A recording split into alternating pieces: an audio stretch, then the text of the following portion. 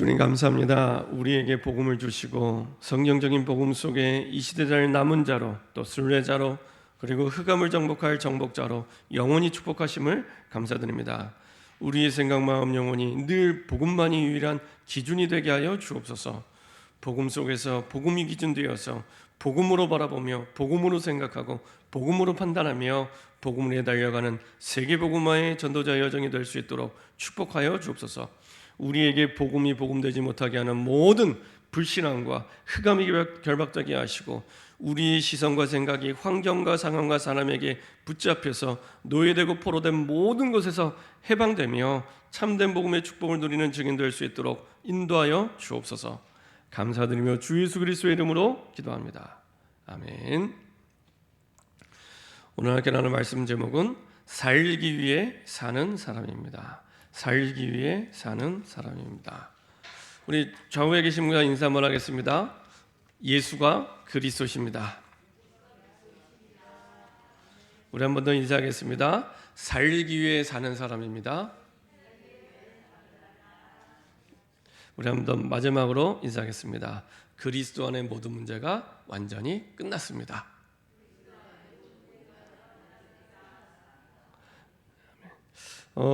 지금 본캠프가 진행되고 있습니다. 본캠프 진행되면서 일단은 다른 분들은 모르겠고요. 일단 제가 제일 은혜를 많이 받는 것 같습니다. 그래서 참 은혜를 많이 받고 그러면서 또 드는 생각은 복음밖에 없다. 복음 안에 다 있는데 복음이면 충분한데 정말 복음이 다인데 진짜 복음이 기준되면 되는구나. 이런 생각들을 계속 하게 됩니다. 우리가 삶을 살아가면서 참 여러 가지 많은 어려운 부분이 있지만 그 중에 제일 어려워하는 게 뭔가를 생각해 보니까 내 뜻대로 되지 않을 때, 내 뜻대로 되지 않을 때, 이때가 제일 어려운 것 같아요. 뭔가 내가 원하는 부분이 있는데, 그리고 내가 하고 싶은 게 있는데, 내가 됐으면 좋겠다고 하는 생각들이 있는데 이게 자꾸 어그러지는 겁니다. 그래서 사실은 그러기를 원하지 않는데 늘 실패하게 되고 한계에 부딪히게 되고 그리고 만족이 없는 겁니다. 그 가운데 계속 살아가게 됩니다. 그러면서 또 질문하게 됩니다. 하나님, 불신자가 망하는 건 이해가 되는데 난 복음 받았는데 왜 안 됩니까? 난 복음 받았는데 왜 이렇게 힘듭니까? 그러니까 복음 받았는데 왜 이렇게 어렵습니까? 어려운 것도 1, 2년이지 이렇게 계속 어렵습니까? 복음 받았는데 내 자녀는 왜 안 됩니까? 복음 받았는데 내 형편이, 복음 받았는데 난 이렇게 고민되고 갈등되고 그렇습니까? 이게요 늘 우리 삶 가운데 계속되는 질문입니다. 사실은 우리가 문제와 사건을 바라보게 되면 여러 가지 일들을 바라보게 되면은 그 사건보다도 해석이 중요합니다. 사건보다도 해석이 중요합니다. 근데 해석이 안 되는 거예요. 나 분명히 복음 받았는데, 그리고 주일마다 고백하는데 복음 안에 모든 문제 끝났다고, 복음이면 끝났다고 계속 고백을 하고 있는데 왜 안 될까? 이렇게 늘 질문하게 됩니다.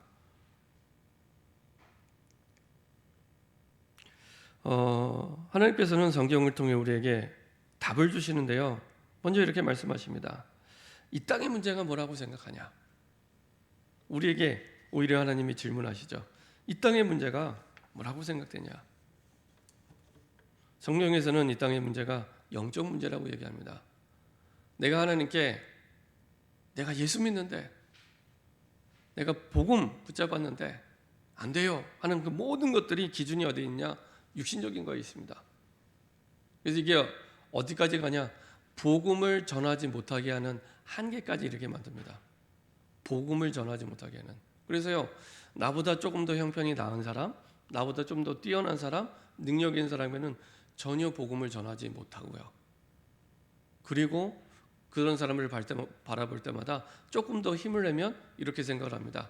내가 좀 더 형편이 나아져서 좋아지면 내가 복음 전해야지. 네, 반대로 생각하면 이게 답이 아니구나를 깨닫게 됩니다. 반대로 그렇게 해서 정말 복음 전한 적 있습니까? 그리고 그렇게 해서 예수 믿고 돌아온 사람 있습니까? 거의 없습니다. 사실은. 근데 전부 그 생각과 마음 속에는 기준이 어디냐? 나에게 있습니다. 내 생각에, 내 기준에, 내 판단에. 이게 근본적으로 우리 마음속에 쭉 뿌리내리고 있습니다.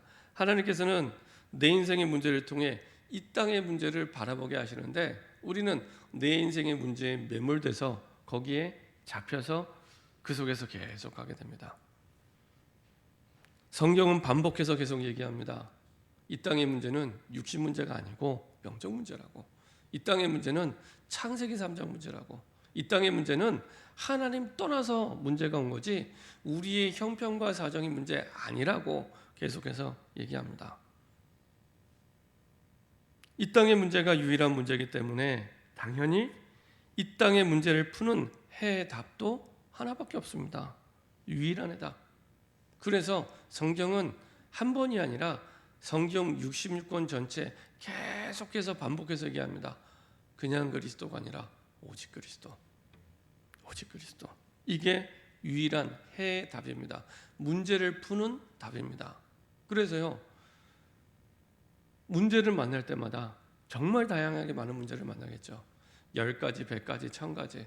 근데 만날 때마다 항상 푸는 답은 하나밖에 없습니다. 그리스도. 근데 이제 내 현실을 만나면은 또 문제가 커 보이고 문제가 다인 것처럼 이렇게 생각이 듭니다. 그때마다 하나님은 항상 우리의 답, 내 인생의 답, 그리스도. 그래서 내 인생의 답이 그리스도가 되게 하셔서 이 땅을 살리는 증인으로 서기를 원하신 겁니다. 나와 똑같은 문제를 고민하는 동창생이 너무 많기 때문에 그 사람들에게 다른 답 얘기하지 않고 그리스도가 답이라고 전달할 수 있도록 하나님 인도하십니다. 그래서요 그리스도가 오직 그리스도로 답이 내릴 때까지 계속 갈등이 반복됩니다. 나는 다른 게 답인 것 같거든요. 예수 믿으면 잘 돼야지 이게 기준이거든요. 근데 성경은 그게 기준이라고 얘기 안 하거든요. 우리가 그 주중 예배 때 찾아봤지만 우리 말씀 한 구절 찾아보겠습니다. 이사야 45장입니다.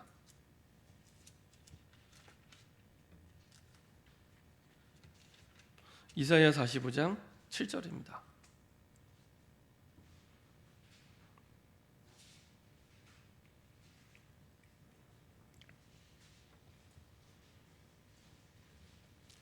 이사야 45장 7절입니다.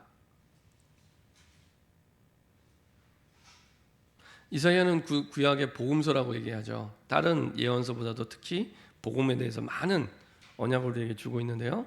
이사야 45장 7절 한 목소리를 합독하도록 하겠습니다. 나는 빛도 짓고 어둠도 창조하며 나는 평안도 짓고 환난도 창조하나니 나는 여호와라 이 모든 일들을 행하는 자니라 하였노라. 우리는 빛만 입고 싶거든요. 우리는 평안만 입고 싶어요.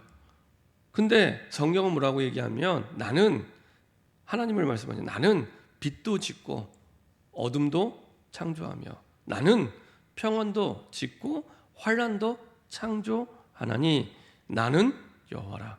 이 모든 일들을 행하는 자니라 하였노라. 그러면서 9절 10절에는 좀 더 구체적으로 얘기하십니다. 자, 이사야 45장 9절 10절에 이렇게 또 말씀하십니다. 질그릇 조각 중 한 조각 같은 자가 자기를 지으신 이와 더불어 다툴진대 화 있을진저 진흙이 토기장에게 너는 무엇을 만드느냐 또는 내가 만든 것이 그는 손이 없다 말할 수 있겠느냐. 아버지에게는 무엇을 낳았소 하고 묻고 어머니에게는 무엇을 낳으려고 해산의 수고를 하였소 하고 묻는 자는 화 있을진저. 우리가 꼭 그렇게 한다는 거예요. 하나님, 나 하나님 자녀인데 왜 이럽니까? 왜 내 형편은 이렇고 복음은 단데 모든 것인데 내 환경은 이렇고 상황은 이렇고 내 자녀는 이렇고 내 고민은 이렇고 내 갈등은 이렇고 이게 이 이사야 45장 9절 10절처럼 얘기하는 겁니다. 통일자에게가 토기를 만드신 그 하나님께 나 왜 이렇게 만들었어요? 나 이런 환경 속에 있게 하셨어요. 때로는 아버지에게 왜 나 낳았어요? 어머니에게 아니 무엇을 낳으려고 이런 해산의 수를 하셨어요? 이렇게 어렵게 살라고 나를 낳으신 거예요? 이렇게 얘기하는 거랑 똑같은 겁니다. 그 얘기를 하는 겁니다. 그 말은 하나님의 절대 주권을 내가 인정할 때, 그때부터 응답이 시작됩니다. 하나님의 절대 주권을 인정할 때, 지금 나에게 처한 상황, 있는 문제, 환경을 그대로 하나님의 절대 주권을 인정할 때. 근데 그게 복음이 아니면 인정이 안 됩니다. 복음이 아니면 인정이 안 됩니다. 근데 진짜 복음이 복음되기 시작할 때 인정되기 시작해요. 왜냐? 복음이 인정될 때 모든 문제가 이미 끝난 거구나, 이거 문제 아니구나라고 답을 얻게 되고, 그때부터 영적인 힘이 생기고 여유가 생기니까 문제 너머에 하나님의 계획을 깨닫기 시작합니다. 그래서 하나님이 이것을 두고 나를 이 여정 속에 인도하셨구나 깨닫게 됩니다. 그래서 오히려 그것 때문에 더 깊은 복음과 더 깊은 하나님의 사랑을 깨닫게 됩니다. 그래서 복음을 아는 것을 넘어서 관념적으로, 지식적으로 아는 것, 이걸 넘어서서 체험되기 시작합니다. 응답의 시작입니다. 그래서 우리는 모든 문제를 바라보는 기준이 복음이면 됩니다. 이게 유일한 기준이 되어야 됩니다. 복음의 기준이 아닌 문제가 내 기준이 되면, 사건이 기준이 되면, 내 환경과 한계가 기준이 되면은 그것 따라서 말은 복음이라고 얘기하지만 판단하고 정죄하고 또 틀린 생각, 틀린 답을 찾게 됩니다. 이 땅의 문제가 영적 문제인데 계속 육신적인 환경에서 문제를 찾고 답을 찾게 됩니다. 하나님께서는 그 복음 안에 이 땅에 내가 살아야 될 이유를 깨닫게 하시고, 하나님의 뜻을 두고 하나님의 계획을 두고 우리의 모든 걸음을 인도하시죠. 그래서 우리의 생각과 마음이 하나님이 원하시는 그 복음에서 많이 벗어나 있기 때문에, 틀린 곳에 꽂혀 있기 때문에 이것을 다시 회복할 때, 그래서 참된 회개가 필요합니다. 내 생각과 마음이 복음이 기준이 아닌 딴 데 꽂혀 있거든요. 그래서 그 틀린 기준으로부터 다시 회복될 수 있도록. 근데 이게 내 힘으로 되지 않습니다. 언제 가능하냐? 언약이 회복될 때 가능합니다. 언약이 회복될 때. 그래서 내 힘으로 안 되는 게 정상입니다. 우리는 막 뭔가 하려고 몸부림을 치잖아요. 몸부림을 안 쳐도 됩니다. 내 힘으로 안 되는 게 정상입니다. 하나님, 나는 할 수 없습니다. 하나님만이 가능합니다. 그래서 언약이 회복될 때 우리의 삶이 변화되기 시작하고 회복되기 시작합니다. 우리의 자녀도 내 환경도 똑같습니다. 언약이 회복될 때, 먼저 언약이 회복될 때 모든 변화가 시작이 됩니다. 우리가 예수님 믿을 때 똑같잖아요. 우리가 예수님 믿을 때 우리의 삶이 먼저 변화되고 예수님 믿은 게 아니잖아요. 아무도 아멘을 안 하시는데, 우리가 막 삶이 먼저 복음적으로 변화되고 나서 예수 믿었나요? 아니잖아요. 먼저 하나님 주신 복음의 언약을 통해 예수가 그리스도구나 깨닫고 하나님을 만나게 된 겁니다. 우선순위가 언약이 먼저 회복돼야 되는 겁니다. 근데 우리는 너 왜 그래? 네 삶이 왜 그래? 이거 먼저 얘기하거든요. 항상 언약이 먼저 회복되고 그리고 나서 삶의 변화가 따라오는 겁니다. 그리고 깨닫게 됩니다. 야, 진짜 언약밖에 없구나. 결심하게 되고 결단하게 됩니다. 그때부터 우리가 성령 인도 받게 됩니다. 이전에는 내가 주인 되어서 살아갔는데 이제는 복음이 주인 되어, 그리스도가 주인 되어 인도받게 되죠. 성령 인도라고 얘기합니다. 그래서 미리 주시는 언약을 붙잡고 문제에 잡히는 게 아니라 누리게 되고, 그리고 실패하는 것처럼 보이지만 항상 승리하게 되고, 그리고 정복하게 됩니다. 이번에 우리가 캠프하면서도 이제 요셉에 대해서 잠깐 얘기를 나눴지만, 요셉의 인생을 보면은 그렇습니다. 정말 안 되는 인생, 그야말로 팔려가는 인생이잖아요. 요셉의 인생의 컨셉을 보면은 정말 안 되는 인생, 그리고 정말 팔려가는 인생입니다.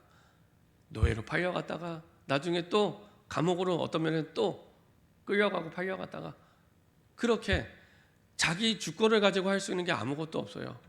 그래서 계속 끌려가는 인생입니다. 근데 이 요셉의 컨셉을 말하는 또 다른 단어가 있는데 그게 형통한 자입니다. 늘 팔려가는데 형통해요. 늘 끌려가는데 형통해요. 이상하잖아요. 이 형통이라는 의미를 보면은 영어 성경에 프라스퍼라고 되어 있습니다. 프라스퍼, 번영, 번창. 그러면서도 어떤 의미가 있냐면은 앞길이 열려 있다 이런 의미에서 앞길이 열려 있는, 번영하고 번창한다는 이런 의미는 앞길이 열려 있는, 늘 끌려가는 인생인데, 늘 팔려가는 인생인데 앞길이 열려 있어요. 요셉에게. 그렇죠? 하나님이 주신 언약을 붙잡게 되면은 끌려가는 것처럼 보입니다. 아무 의미 없는 것 같고 무능한 것처럼 보이는데 앞길이 열려 있습니다. 앞길이 준비되어 있습니다. 완벽하게 준비되어 있습니다. 그래서 성경을 보고 형통한 자 이렇게 얘기합니다. 이게 사실은 요셉의 컨셉입니다. 그래서 사실은 이렇게 이기게 하시고 정복하게 하시고, 그리고 멋진 세계복음화의 인생 작품을 남기게 하십니다. 그리고 그걸 통해 당연하게 회복될 수밖에 없는 참된 찬양, 정말로 하나님이 하셨기 때문에 하나님께 영광을 돌릴 수밖에 없는 참된 찬양, 이것이 우리 삶에 회복되기 시작합니다.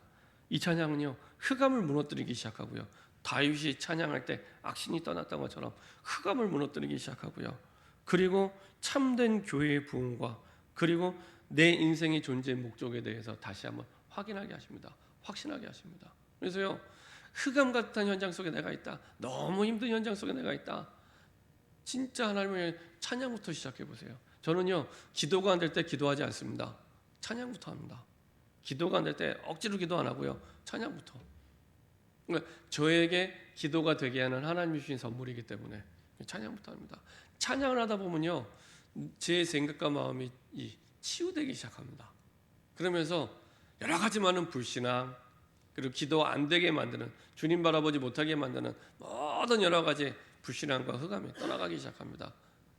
너무 감사하고 너무 행복한 거예요. 그 속에서 이제 기도를 시작합니다.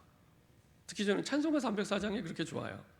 막 여러 가지 막 생각이 복잡하고 막 혼미하고 잡혀 있을 때마다 찬송가 304장을 탁 펼칩니다. 그렇지. 그 크신 하나님의 사랑. 그 딱 가사를 부르기만 해도 흑암이 무너지기 시작합니다. 그렇지. 내가 받은 구원. 내가 받은 그 구원의 은혜와 감사와 감격 생각하면 아무것도 문제 아닌데 내가 왜 이걸 문제라고 생각했을까? 아, 복음이 기준이 아니었구나. 내 생각의 기준이었고 내 판단, 내 형편, 이게 기준이었구나. 하늘을 두루마리 삼고 바다를 먹물 삼아.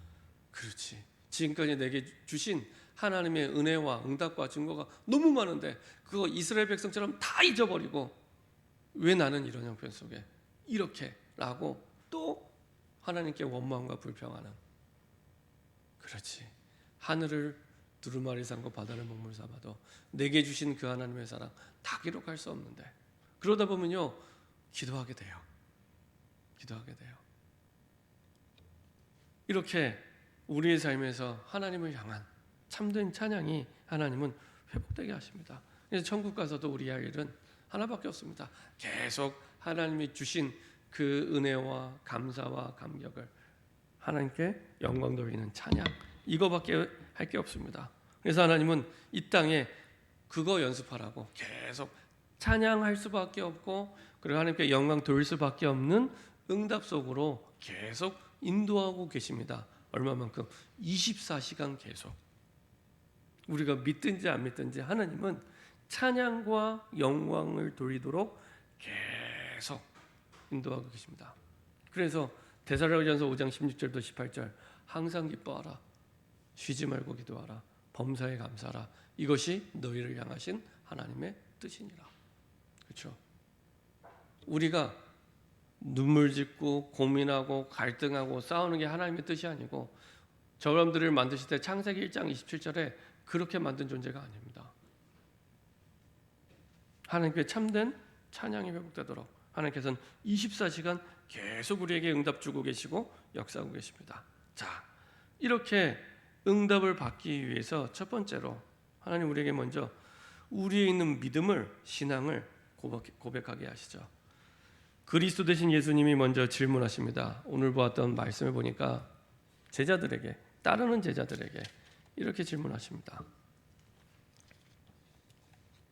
13절부터 15절에 예수께서 빌립보 가이사랴 지방에 이르러 제자들에게 물어 이르되 사람들이 인자를 나를 누구로 하느냐? 이르되 더러는 세례 요한, 더러는 엘리야, 어떠는 예레미야, 선지자의 하나이다. 정확한 그리스도를 고백하지 못하고 있죠. 그 말은 그리스도가 기준이 아닌 세례 요한이 기준이고 엘리야가 기준이고 예레미야가 기준인 겁니다. 분명히 예수님을 직접 만났음에도 불구하고, 그리고 하나님의 능력과 증거를 체험했음에도 불구하고, 우리가 계속 본캠프 때 메시지 듣고 있지만은 그 체험, 그 응답이 기준이 아니냐는 얘기입니다. 그리스도만 기준이 되는 거죠. 그래서 그것을, 그 응답, 그 기적, 그 능력을 받던 사람들도 사실은 그리스도가 기준이 아니라 세례 요한, 엘리야, 예레미야, 이게 기준인 겁니다. 틀린 기준을 갖고 있는 거죠. 복음이 아닌 기준. 그때 베드로가 고백합니다. 시몬 베드로가 대답하리되 주는 그리스도시요 살아계신 하나님의 아들이시다. 이게요, 신학적으로 성경적으로 베드로가요 가장 위대한 신앙을 고백합니다. 가장 성경적인, 가장 위대한 신앙을 고백하죠. 그리고 나서 예수님이 그 고백한 베드로에게 축복을 약속해 주십니다. 어떤 축복을 약속해 주십니다. 그리스도가 기준인, 그리스도를 고백한 그 베드로에게 예수께서 대답하여 이르되 바요나 시몬아 내가 복이 있도다. 이를 내게 알게 하는 혈육이 아니요 하늘에 계신 내 아버지니라.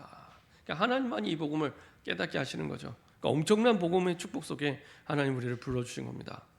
내가 내게 이르노니 너는 베드로라. 내가 이 반석 위에 내 교회를 세우리니 음부의 권세가 이기지 못하리라. 그 그리스도 고백하는 그 믿음의 반석 가운데 교회를 세우신답니다. 이게 처음으로 성경에서 교회를 말씀하시는, 언급하는 장면입니다. 그 그리스도를 고백한 믿음 속에 우리의 가정이 얼마만큼 응답받아야 성경적으로 최고의 응답받냐? 우리의 가정이 그 지역을 살리는 교회가 되면 최고의 축복을 받는 겁니다. 이미 우리 자신을 교회로 축복해 주셨기 때문에 이게 어마어마한 축복입니다. 모든 것이 사라져서 주님이 재림하시는 그때까지 영원히 지속되는 세계복음화의 시스템이 있습니다. 그게 교회입니다. 모든 것이 다 사라져도 하나님이 세계복음화를 두고 주님 재림하시는 그날까지 두신 시스템, 영원한 하나님의 나라를 두고 이 땅에 모형을 세워주셨는데, 모형, 그게 교회입니다. 그래서 교회의 축복을 누리는 가정, 가문이 될 때 사실은 최고의 가정, 가문이 됩니다. 하나님, 우리의 가정이, 내 직장이 이 우리 직장과 지역을 살리는 교회가 될 수 있도록, 그렇죠? 이 축복을 주십니다. 그리고 이것 때문에 음부의 권세가 이길 수가 없는 겁니다. 음부의 권세가, 그렇죠? 이길 수가 없습니다.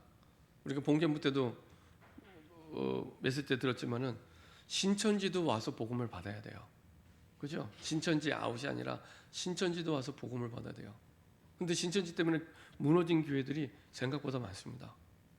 신천지 때문에. 제가 아는 교회도 그 군산에서 목회하는 후배 목사님 얘기를 들어보니까요, 군산에서 한 300명, 400명 되는 교회가요, 어느 날 완전히 신천지에 넘어가 버렸어요. 한 4, 5년 전의 일인데, 알고 보니까 신천지가 들어가서 교회 안에 조용히 작업을 하는 겁니다. 그래서 보통 산옮기기 전략이라고 하는데, 교회의 주요 위치에 들어가는 겁니다. 뭐 남성교 회장, 뭐 성가대 지휘자, 여전도 회장, 때로는 교육자로까지 들어갑니다. 교육자. 예, 조그만 교회는 더 쉽고 들어가서 그 자리를 장악해서 간단합니다. 예, 담임 목사님이 넘어지도록 계속 함정을 팝니다. 그를 긴 기간을 두고 3년, 4년, 5년을 두고 그렇게 작업을 해요. 그리고 담임 목사님이 넘어져서 교회를 나가게 되면은 자기의 그 교역자를 데리고 옵니다. 신천지. 지도자만 바뀌면 다 넘어가는 겁니다. 그렇죠? 모든 결정권이 당회에 있기 때문에 당회 멤버가 바뀌면 교회는 다 움직여지는 겁니다. 그래서 넘어간 거예요.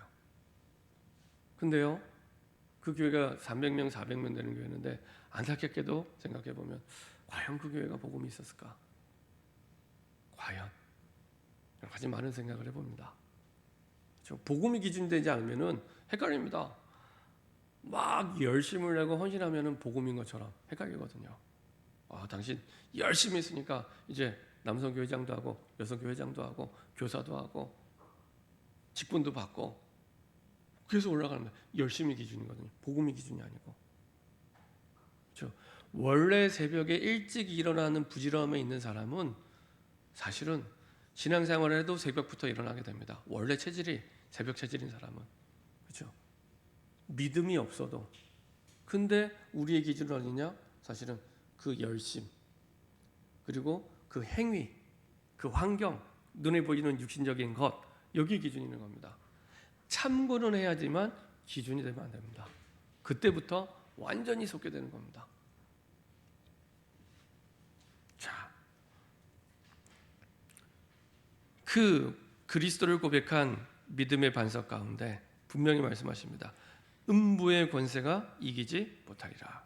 그리고 또 약속해 주십니다. 19절에 천국 열쇠를 내게 주리니 내가 땅에서 모진 매면 하늘에서도 맬 것이요 내가 땅에서 모진 풀면 하늘에서 풀리리라. 근데 잘 보면 그런 겁니다. 우리 상식 같으면 내가 땅에서 잘하면 하늘에서도 응답 줄 거야. 네가 땅에서도 제대로 못하면 하늘에서 응답 없어. 이게 이제 우리 상식인데 여기서는 반대로 얘기합니다. 내가 땅에서 무엇이든지 매면 하늘에서도 맬 것이요 내가 무엇이든지 땅에서 풀면 하늘을 풀리라. 그건 사실은 교회의 치리권에 대한 응답도 있고요. 권세도 있고요. 그리고 기도응답에 대한 그 비밀도 이 안에 감춰져 있습니다. 네가 진짜 예수 이름 부르며 기도할 때 하늘에서도 네가 응답 주실 거야. 그렇죠? 근데 그 기준이 어디 있냐? 앞부분에 교회에 있습니다. 교회의 축복과 응답을 누리기 위해, 교회를 세우기 위해 이런 기준을 두고 하나님이 말씀을 하시죠. 자, 이런 어마어마한 세상에 줄 수 없는 축복을 약속해 주십니다. 근데 20절에 이것과 반대되는 얘기를 하십니다. 뭐라고 얘기하시냐? 이에 제자들에게 경고하사 자기가 그리스도인 것을 아무에게도 이르지 말라 하시냐. 원래대로라면은 우리 상식이라면은 반대로 얘기되잖아요. 이야, 이 어마어마한 주를 그리스도로 고백했더니 이런 엄청난 교회의 축복, 흑암이 무너지는 축복, 천국 열쇠 축복을 줬으면 가서 얼른 가서 얘기해 줘야지. 이렇게 해야 되는데 예수님이 반대로 얘기합니다. 제자들에게 경고하사 자기가 그리스도인 것을 아무에게도 이르지 말라 하시니라. 왜냐? 아직 때가 안 된 겁니다. 아직 갈보리산, 감람산, 마가다락방의 시간표가 돼야 사실은 진짜 복음이 복음되는 시간표가 되는데 아직 그 시간표가 안 된 거예요. 그래서요, 막바로 우리가 읽지 않았지만 17장에 넘어가면은 또 헷갈립니다. 그리스도를 고백해 놓고도 베드로가 또 헷갈립니다. 환상 중에 모세도 보이고 엘리야도 보이고 예수님도 보이는데 내가 초막셋을 지켰다고 또 헷갈리는 겁니다. 그래서 다시 한번 오직 예수만이 답임을 다시 한번 깨닫게 하시고요. 계속 이렇게 흔들리고 반복합니다. 이 땅의 문제가 영적 문제요. 답이 오직 그리스도밖에 없는데 계속 육신적인 것에 흔들립니다. 예수님의 제자들 그리스도를 고백했음에도 불구하고. 그래서 어느 정도로 흔들리냐? 베드로는 나중에 예수님의 부활을 보고도 도망갑니다. 이게 지금 예수님의 부활전이 아닙니다. 예수님의 부활을 보고도 도망가요. 야, 이러면 진짜 너무한 거잖아요. 부활을 못 본 게 아니라 예수님의 부활을 봤는데도 적어도 2번 내지는 3번 본 거예요. 봤는데도 도망갑니다. 베드로가 도망갑니다. 근데요, 우리 예수님은 정말로 정말 진짜 속도 좋으시지. 베드로가 요청하지도 않았는데 도망간 그 자리까지 쫓아가십니다. 쫓아가셔서 다시 메시지를 주십니다. 네가 왜 그러냐? 네가 그럴 수 있냐? 3년 동안이랑 나와 함께하고 동고동락하고 수많은 기적, 오병이의 기적과 죽은 자를 살리고 수많은 병자를 고치고 심지어 네 베드로 네 장모까지도 고쳤는데 네가 그럴 수 있냐라고 수십 번 수백 번 말씀하실 수 있지만 그렇게 말씀 안 하시고 내 양을 먹이라. 이거 3번 얘기하고 끝 가십니다. 말씀 주시고 가십니다. 그 말은 베드로를 회복시키는 것도 언약이 회복돼야지 베드로도 회복되는 겁니다. 그래서 그리스도 찾아가셔서 메시지 주시죠. 그리고 베드로에게 언약이 걸려있기 때문에 마태복음 4장 19절에 처음 베드로와 예수님이 만났을 때 뭐라고 말씀하셨죠? 나를 따라오라 내가 너희를 사람 낚는 어부가 되게 하리라. 이렇게 말씀하십니다. 영어 성경에 보면 더 정확하게 나와 있습니다. 사람 낚는 어부가 되는데 베드로의 노력은 사실은 1도 들어가지 않습니다. 하나님의 은혜로 되게 하나님이 만들어 가시는 거죠. 언약이 걸려있기 때문에 묻지도 않고 따지지도 않고 그리스도 되신 예수님이 끝까지 가서 다시 언약을 주십니다. 다시 메시지 주십니다. 자, 3번째로 이 베드로뿐만 아니라 예수님의 제자들도 함께 부활의 메시지를 받게 되죠. 그래서 다시 갈보리산으로 그리고 감람산으로 오게 돼서 말씀을 받습니다. 마태복음 28장 16절 20절 하늘과 땅의 모든 것을 가지고 너와 함께 하겠다. 마가복음 16장 15절 10절 온 천하에 다니며 만민에게 복음을 전파해라. 너에게 치유의 응답과 증거를 주신데 그걸 통해 확실하게 말씀을 전파해라. 요한복음 21장 15절 18절 아까 베드로가 주신 말씀대로 내 어린 양을 먹이라. 그리고 마지막에 사도행전 1장 8절 땅 끝까지 증인이 될 것이다. 되리라. 그 말은 땅 끝까지 증인되는데 네 노력은 1도 필요치 않아. 주의 언약대로 그렇게 하나님이 되게 하실 거야. 이렇게 말씀을 주시고 가십니다. 갈보리산에서 완전히 그리스도로 답을 내고 감람산에서 40일 동안 복음의 말씀을 가지고 편집되고 세팅되고 그리고 마가다락방에서 완전히 답을 낸 이후에 복음되는 응답을 하나님이 보게 하시죠. 자, 우리 말씀 한 구절 보도록 하겠습니다. 사도행전 2장입니다. 그렇게 흔들렸던 베드로가 이제는 흔들림 없이 복음을 전하게 됩니다. 사도행전 2장에 보면 베드로의 설교가 나오는데요. 그 중에서도 36절입니다. 베드로의 설교의 핵심 메시지죠. 사도행전 2장 36절입니다. 같이 한 목소리 합독하겠습니다. 그런즉 이스라엘 온 집은 확실히 알지니 너희가 십자가에 못 박은 이 예수를 하나님이 주와 그리스도가 되게 하셨느니라. 진짜 마태복음 16장 16절을 믿고 선포하는 장면입니다. 십자가에 못 박은 그 예수가 우리의 주와 그리스도가 되게 하셨다. 이렇게 베드로가 바뀌게 됩니다. 그리고 가는 현장에 증거를 주시죠. 사도행전 3장 1절 10절 늘 보던 안전병인데 다르게 보입니다. 은과 금은 내게 없거니와 내게 있는 건 내게 주노니 곧 나사렛 예수 이름으로 일어나 걸어라. 옛날에는 은과 금이 있어야 된다고 그게 기준이라고 그게 복음이라고 전달했는데 그거 복음 아니야. 네가 안전병인데 안전병이한테 네가 일어서는 게 복음 아니야. 이렇게 얘기하는 겁니다. 너에게 매번 사람들이 갖다 주는 그 돈 그거 복음 아니야. 그 얘기하는 겁니다. 내게 있는 건 내게 주노니 곧 나사렛 예수 그리스도 이름으로 일어나 걸어라. 그렇죠? 복음이 기준된 안전병의 문제가 기준된 복음이 아니고 복음이 기준된 그 복음이 안전병이를 이렇게 세우게 됩니다.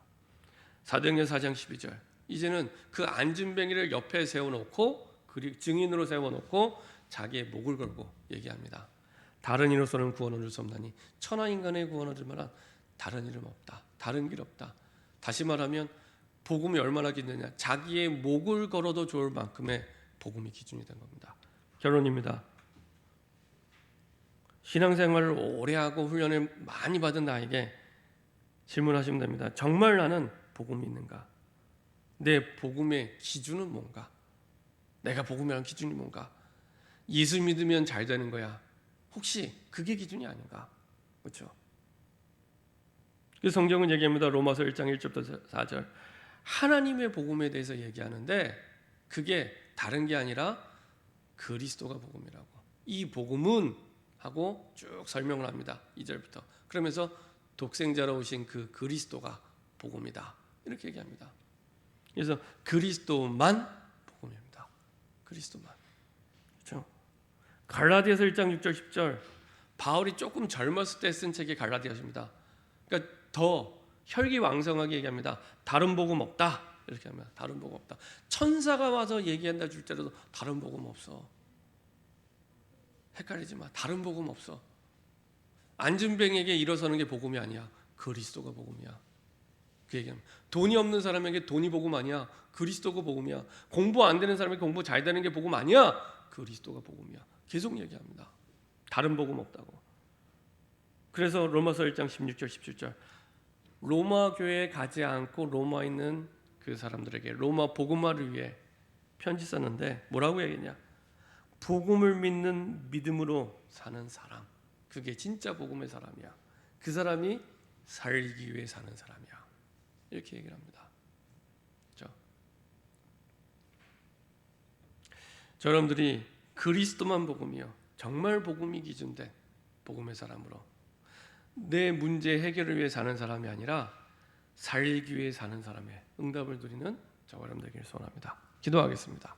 하나님 감사드립니다. 우리 인생 모든 문제가 이미 끝났음을 알고 내 문제를 위해 사는 사람이 아니라 주님의 소원인 전도와 선교와 세계 복음화 위해 생명을 살리기 위해 사는 사람이 될 수 있도록 그 복음의 사람으로 살 수 있도록 축복하여 주옵소서. 감사드리며 예수 그리스도의 이름으로 기도합니다. 아멘.